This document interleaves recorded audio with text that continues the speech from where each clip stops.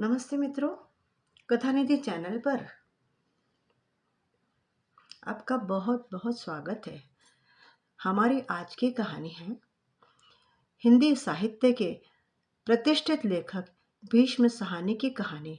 साहित्य को अपने अस्तित्व से गौरवान्वित करने वाली विशेष कहानियों में से एक कहानी चीफ की दावत। तो चलिए कहानी शुरू करते हैं। आज मिस्टर श्यामनाथ के घर चीफ की दावत थी। श्यामनाथ और उनकी धर्मपत्नी को पसीना पोंछने की फुर्सत न थी। पत्नी ड्रेसिंग गाउन पहने, उलझे हुए बालों का जूड़ा बनाए, मुंह पर फैली हुई सुर्खी और पाउडर को मले और मिस्टर श्यामनाथ सिगरेट पर सिगरेट फूंकते हुए चीजों की फहरिस्त हाथ में थामे एक कमरे से दूसरे कमरे में आ जा रहे थे। आखिर 5 बजते बजते तैयारी मुकम्मल होने लगी। कुर्सियां, मेज, तिपाइया, नैपकिन, फूल सब जगह पे पहुंच गए। बरामदे में ड्रिंक का इंतजाम बैठक में कर दिया गया। अब घर का फालतू सामान अलमारियों के पीछे और पलंगों के नीचे छिपाया जाने लगा। तभी श्यामनाथ के सामने सहसा एक अड़चन खड़ी हो गई।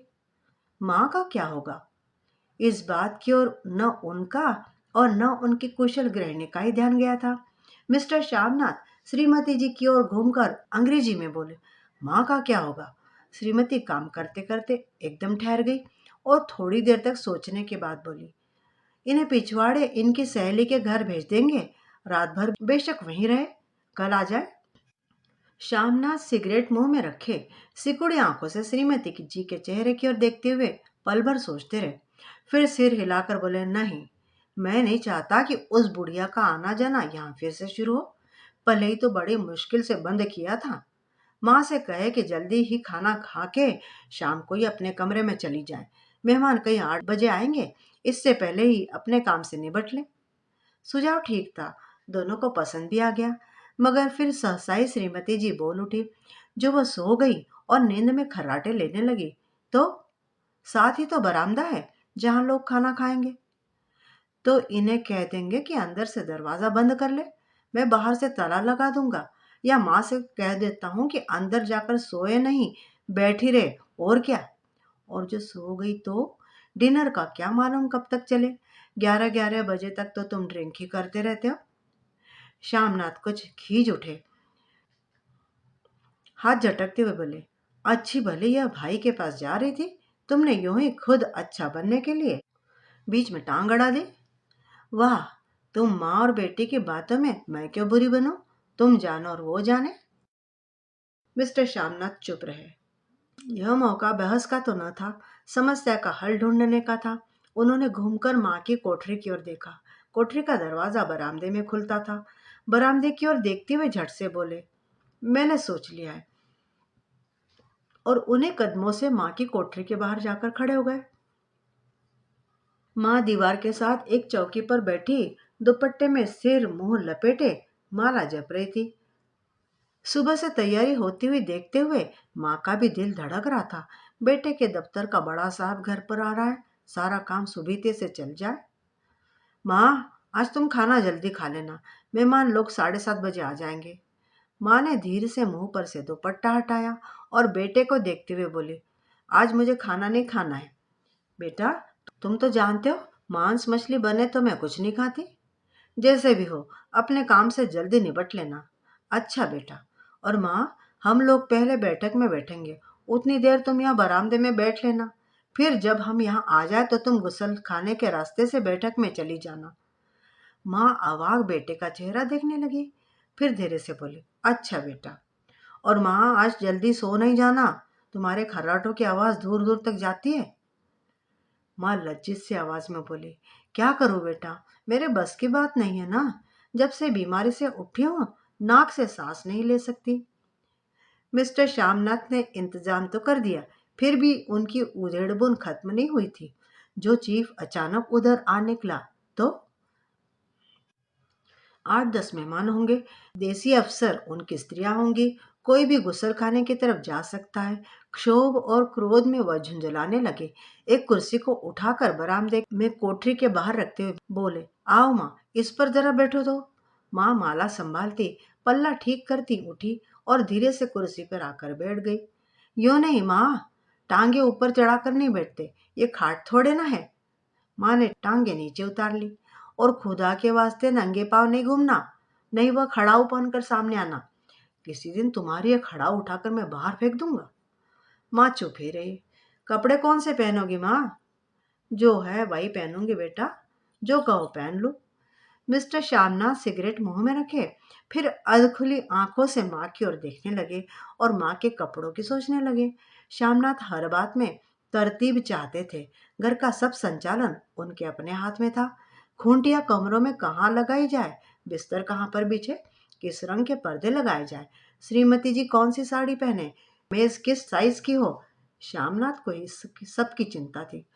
अगर चीफ का साक्षात्कार माँ से हो गया तो कहीं लज्जित न होना पड़े।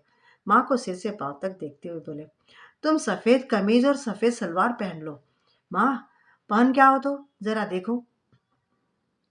माँ धीरे से उठी और अपनी कोठरी में कपड़े पहनने चली गई।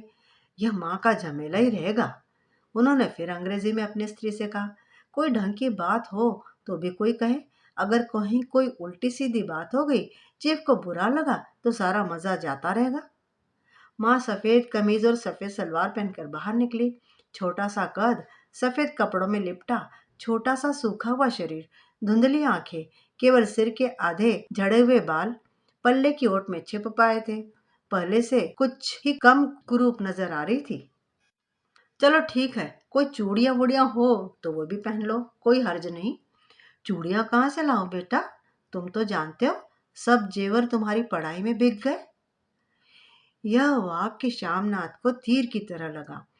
तमक कर बोले, ये कौन सा राग छेड़ दिया माँ, सीधा कह दो नहीं है जेवर। बस, इससे पढ़ाई वढ़ाई का क्या ताल्लुक है?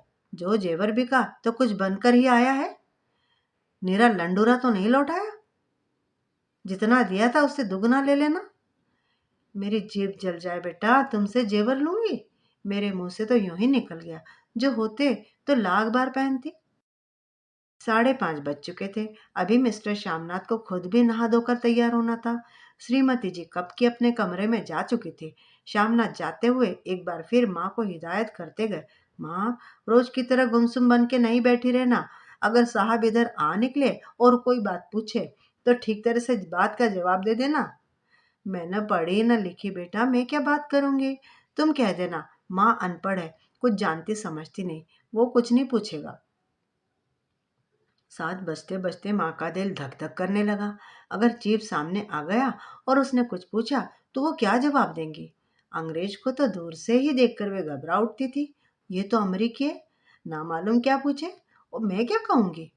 माँ का जी चाहा कि चुपचाप पिछवाड़े विधवा सहेली के घर चली जाए, मगर बेटे के हुक्म को कैसे टाल सकती थी। चुपचाप कुर्सी पर से टांगे लटकाए वहीं बैठी रही। एक कामयाब पार्टी वह है जिसमें ड्रिंक कामयाबी से चल जाए। श्यामनाथ की पार्टी सफलता के शिखर चूमने लगी। वार्तालाप उसी रौ में बह रहा था जिस रौ में गिलास भरे जा रहे थे। कहीं कोई रुकावट न थी, कोई अड़चन न थी। साहब को विस्की पसंद आई थी, मेम साहब को पर्दे पसंद आए थे, सोफा कवर का डिजाइन भी पसंद आया था, कमरे की सजावट बड़ी अच्छी लगी थी। इससे बढ़कर और क्या चाहिए। साहब तो ड्रिंक के दूसरे दौर में ही चुटकुले और कहानियां कहने लग गए थे। दफ्तर में जितना रौब रखते थे, यहाँ पर उतने ही दोस्त परवर हो रहे थे। और उनकी स्त्री काला गाउन पहने, गले में सफेद मोतियों का हार, सेंट और पाउडर की महक से ओत प्रोत कमरे में बैठी सभी देसी स्त्रियों की आराधना का केंद्र बनी हुई थी। बात बात पर हंसी, बात बात पर सिर हिलाती और श्यामनाथ की स्त्री से तो ऐसे बात कर रही थी जैसे उनकी पुरानी सहेली हो। और इसी रो में पीते पिलाते 10:30 बज गए। वक्त गुजरने का पता ही न चला। आखिर सब लोग अपने अपने गिलासों में से आखिरी घूंट पीकर खाना खाने के लिए उठे और बैठक से बाहर निकले। आगे आगे श्यामनाथ रास्ता दिखाते हुए, पीछे पीछे चीफ और दूसरे मेहमान। बरामदे में पहुंचते ही श्यामनाथ सहसा ठिठक गए। जो दृश्य उन्होंने देखा उससे उनकी टांगे लड़खड़ा गई और क्षण भर में सारा नशा हिरन होने लगा। बरामदे में ऐन कोठरी के बाहर माँ अपनी कुर्सी पर ज्यों की त्यों बैठी थी। मगर दोनों पाँव कुर्सी की सीट पर रखे हुए और सिर दाएं से बाएं बाएं से दाएं झूल रहा था। मुंह में से लगातार गहरे खर्राटों की आवाजें आ रही थी। जब सिर कुछ देर के लिए टेढ़ा होकर एक तरफ को थम जाता तो खर्राटे और भी गहरे हो उठते, और फिर जब झटके से नींद टूटती सिर फिर से दाएं से बाएं झूलने लगता। पल्ला सिर पर से खिसक आया था और माँ के झड़े हुए बाल आधे गंजे सिर पर अस्त व्यस्त बिखर रहे थे। देखते ही श्यामनाथ क्रुद्ध हो उठे। जी चाहा कि माँ को धक्का देकर उठा दे और उन्हें कोठरी में ढकेल दे, मगर ऐसा करना संभव न था। चीफ और बाकी मेहमान जो पास में खड़े थे, माँ को देखते ही देसी अफसरों की कुछ स्त्रियां हंस दी कि इतने में चीफ ने धीरे से कहा, पुअर डियर। माँ हड़बड़ा के उठ बैठी। सामने खड़े इतने लोगों को देखकर ऐसी घबराई कि कुछ कहते न बना उनसे। झट से पल्ला सिर पर रखती हुई खड़ी हो गई और जमीन को देखने लगी। उनके पांव लड़खड़ाने लगे और हाथों की उंगलियां थरथर कांपने लगी। माँ तुम जाके सो जाओ, तुम इतनी देर तक क्यों जाग रही थी? और खिसियाई हुई नजरों से श्यामनाथ चीफ के मुंह की ओर देखने लगे। चीफ के चेहरे पर मुस्कुराहट थी। वह वहीं खड़े खड़े बोले, नमस्ते। माँ ने झिझकते हुए अपने में सिमटते हुए दोनों हाथ जोड़े, मगर एक हाथ दुपट्टे के अंदर माला को पकड़े हुए था, दूसरा बाहर। ठीक तरह से नमस्ते भी न कर पाई। श्यामनाथ इस पर भी खिन्न हो उठे। इतने में चीफ ने अपना दाया हाथ हाथ मिलाने के लिए माँ के आगे किया। माँ और भी घबरा उठी। माँ हाथ मिलाओ। पर हाथ कैसे मिलाती? दाएं हाथ में तो माला थी। घबराहट में माँ ने बाया हाथ ही साहब के दाएं हाथ में रख दिया। श्यामनाथ दिल ही दिल में जल उठे। देसी अफसरों की स्त्रियां खिलखिलाकर हंस पड़ी। यो नहीं माँ, तुम तो जानती हो दाया हाथ मिलाया जाता है, दाया हाथ मिलाओ। मगर तब तक चीफ माँ का बाया हाथ ही बार बार हिलाकर कह रहे थे, हाउ डू यू डू। कहो माँ, मैं ठीक हूँ, खैरियत से हूँ। माँ कुछ बड़बड़ाई। माँ कहती है, मैं ठीक हूँ। कहो माँ, हाउ डू यू डू। माँ धीरे से सकुचाते हुए बोली, हो डू डू। एक बार फिर कहा उठा। वातावरण हल्का होने लगा था। साहब ने स्थिति संभाली थी। लोग हंसने चहकने लगे थे। श्यामनाथ के मन का क्षोभ भी कुछ कुछ कम होने लगा था। साहब अपने हाथ में माँ का हाथ अब भी पकड़े हुए थे और माँ सिकुड़ी जा रही थी। साहब के मुंह से शराब की बू भी आ रही थी। श्यामनाथ अंग्रेजी में बोले, मेरी माँ गांव की रहने वाली है, उम्र भर गांव में रही है, इसलिए आपसे लजाती है। साहब इस पर खुश नजर आए। बोले, सच? मुझे गांव के लोग बहुत पसंद है। तब तो तुम्हारी माँ गांव के गीत और नाच भी जानती होंगी। चीफ खुशी से सिर हिलाते हुए माँ को टिकटिकी बांधे देखने लगे। माँ, साहब कहते हैं कि कोई गाना सुनाओ, कोई पुराना गीत, तुम्हें तो कितने याद होंगे। माँ धीरे से बोली, मैं क्या गाऊंगी बेटा, मैंने कब गाया है। वाह माँ, मेहमान का कहा भी कोई टालता है। साहब ने इतना रीझ से कहा है, नहीं गाओगी तो साहब बुरा मानेंगे। मैं क्या गाऊं बेटा, मुझे क्या आता है। वाह, कोई बढ़िया टप्पे सुना दो, दो पत्थर अनारा दे। देसी अफसरों और उनकी स्त्रियों ने इस सुझाव पर तालियां पीटी। माँ कभी दीन दृष्टि से बेटे के चेहरे को देखती, कभी पास खड़ी बहू के चेहरे को। इतने में बेटे ने गंभीर आदेश भरे लिहाज में कहा, माँ। इसके बाद हाँ या ना सवाल ही न उठता था। माँ बैठ गई और क्षीण दुर्बल लरजती हुई आवाज में एक पुराना विवाह का गीत गाने लगी। हरियन माने हरियन बहने, हरियन हरियते भागी भरिया है। देसी स्त्रियां खिलखिला के हंस उठी। तीन पंक्तियां गा के माँ चुप हो गई। बरामदा तालियों से गूंज उठा। साहब तालियां पीटना बंद ही न करते थे। श्यामनाथ की खीज प्रसन्नता और गर्व में बदल उठी थी। माँ ने पार्टी में नया रंग भर दिया था। तालियां थमने पर साहब बोले, पंजाब के गांवों की दस्तकारी क्या है। श्यामनाथ खुशी में झूम रहे थे। बोले, ओह, बहुत कुछ साहब, मैं आपको एक सेट उन चीजों का भेंट करूंगा, आप उन्हें देखकर बड़े खुश होंगे। मगर साहब ने सिर हिलाकर अंग्रेजी में फिर पूछा, नहीं, मैं दुकानों की चीज नहीं मांगता। पंजाबियों के घरों में क्या बनता है, औरतें खुद क्या बनाती हैं। श्यामनाथ कुछ सोचते हुए बोले, लड़कियां गुड़िया बनाती हैं और फुलकारियां करती हैं। फुलकारी क्या? श्यामनाथ फुलकारी का मतलब समझाने की असफल चेष्टा करने के बाद माँ को बोले, क्यों माँ, कोई पुरानी फुलकारी घर में है? माँ चुपचाप अंदर गई और अपनी पुरानी फुलकारी उठा लाई। साहब बड़ी रुचि से फुलकारी देखने लगे। पुरानी फुलकारी थी, जगह जगह से उसके तागे टूट रहे थे और कपड़ा भी फटने लगा था। साहब की रुचि को देखकर श्यामनाथ बोले, ये तो फटी हुई है साहब, मैं आपको नई बनवा दूंगा। माँ बना देंगी। क्यों माँ, साहब को फुलकारी बहुत पसंद है, इन्हें ऐसी ही एक फुलकारी बना दोगी ना? माँ चुप रही, फिर डरते डरते धीरे से बोली, अब मेरी नजर कहाँ है बेटा, बूढ़ी आंखें क्या देखेंगी? मगर माँ का वाक्य बीच में ही तोड़ते हुए श्यामनाथ साहब को बोले, वो जरूर बना देंगी, आप उसे देखकर बड़े खुश होंगे। साहब ने सिर हिलाया, धन्यवाद किया और हल्के हल्के झूमते हुए खाने की मेज की ओर बढ़ गए। बाकी मेहमान भी उनके पीछे पीछे हो लिए। जब मेहमान बैठ गए और माँ पर से सबकी आंखें हट गई, तो माँ धीरे से कुर्सी पर से उठी और सबसे नजरें बचाती हुई अपनी कोठरी में चली गई। मगर कोठरी में बैठने की देर थी कि आंखों से छल छल आंसू बहने लगे। वह दुपट्टे से बार बार उन्हें पोंछती, पर वह बार बार उमड़ आते, जैसे बरसों का बांध तोड़कर उमड़ आए हो।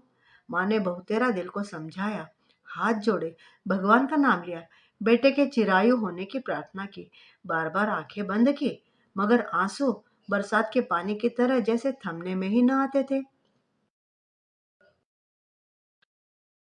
आधी रात का वक्त होगा। मेहमान खाना खाकर एक एक करके जा चुके थे। माँ दीवार से सटकर बैठी, आंखें फाड़े दीवार को देखे जा रही थी। घर के वातावरण में तनाव ढीला पड़ चुका था। मोहल्ले की निस्तब्धता श्यामनाथ के घर भी छा चुकी थी। केवल रसोई में प्लेटों के खनकने की आवाज आ रही थी। तभी सहसा ही माँ की कोठरी का दरवाजा जोर से खटकने लगा। माँ, दरवाजा खोलो। माँ का दिल बैठ गया। हड़बड़ाकर उठ बैठी। क्या मुझसे फिर कोई भूल हो गई? माँ कितनी देर से अपने आप को कोस रही थी कि क्यों उन्हें नींद आ गई, क्यों वह उगने लगी थी। क्या बेटे ने अभी तक क्षमा नहीं किया? माँ उठी और कांपते हाथों से दरवाजा खोल दिया। दरवाजा खुलते ही श्यामनाथ झूमते हुए आगे बढ़ा है और माँ को आलिंगन में भर लिया। ओ मम्मी, तुमने तो आज रंग ला दिया। साहब तुमसे इतना खुश हुआ है कि क्या कहूँ। ओ मम्मी, अम्मी। माँ की छोटी सी काया सिमट कर बेटे के आलिंगन में छिप गई। माँ की आंखों में फिर आंसू आ गए। उन्हें पोंछती हुई धीरे से बोली, बेटा तुम मुझे हरिद्वार भेज दो, मैं कब से कह रही हूँ। श्यामनाथ का झूमना सहसा बंद हो गया और उनकी पेशानी पर फिर तनाव के बल पड़ने लगे। उनकी बाहें माँ के शरीर पर से हट गई। क्या कहा माँ, यह कौन सा राग तुमने फिर छेड़ दिया? श्यामनाथ का क्रोध बढ़ने लगा था। बोलते गए, तुम मुझे बदनाम करना चाहती हो ताकि दुनिया कहे कि बेटा माँ को अपने पास नहीं रख सकता। नहीं बेटा, अब तुम अपनी बहू के साथ जैसा मन चाहे रहो। मैंने अपना खा पहन लिया, अब यहाँ क्या करूंगी? जो थोड़े दिन जिंदगी के बाकी है, भगवान का नाम लूंगी। तुम मुझे हरिद्वार भेज दो। तुम चली जाओगी तो फुलकारी कौन बनाएगा? साहब से तुम्हारे सामने ही फुलकारी देने का इकरार किया है। मेरी आंखें अब नहीं है बेटा जो फुलकारी बना सकूं मैं। तुम कहीं और से बनवा लो, बनी बनाई ले लो। माँ, तुम मुझे धोखा दे क्यों चली जाओगी? मेरा बनता काम बिगाड़ोगी? जानती नहीं, साहब खुश होगा तो मुझे तरक्की मिलेगी। माँ चुप हो गई, फिर बेटे के मुंह की ओर देखती हुई बोली, क्या तेरी तरक्की होगी? क्या साहब तेरी तरक्की कर देगा? क्या उसने कुछ कहा है? क्यों नहीं? कहा नहीं, मगर देखती नहीं कितना खुश गया है यहाँ से। कहता था जब तेरी माँ फुलकारी बनाना शुरू करेंगी तब मैं देखने आऊंगा कि कैसे बनाती है। जो साहब खुश हो गया तो मुझे इससे बड़ी नौकरी भी मिल सकती है। मैं बड़ा अफसर बन सकता हूँ। माँ के चेहरे का रंग बदलने लगा। धीरे धीरे उनका झुर्रियों भरा मुंह खिलने लगा। आंखों में हल्की हल्की चमक आने लगी। तो तेरी तरक्की होगी बेटा, तरक्की यूं ही हो जाएगी। साहब को खुश रखूंगा तो कुछ करेगा, वरना उसकी खिदमत करने वाले और थोड़े हैं, कम है क्या? तो मैं बना दूंगी बेटा, जैसे बन पड़ेगा बना दूंगी। और माँ दिल ही दिल में फिर बेटे के उज्जवल भविष्य की कामनाएं करने लगी। और मिस्टर श्यामनाथ, आप सो जाओ माँ, कहते हुए तनिक लड़खड़ाते हुए अपने कमरे की ओर घूम गए। तो मित्रों, भीष्म साहनी जी की लिखी हुई यह कथा चीफ की दावत आपको कैसी लगी? कमेंट करके बताइएगा ज़रूर। और चैनल पे नए हैं तो चैनल को सब्सक्राइब भी ज़रूर ज़रूर कर लीजिएगा। मिलती हूँ जल्द ही बहुत बढ़िया सी कहानी के साथ। तब तक विदा। आपका दिन शुभ हो।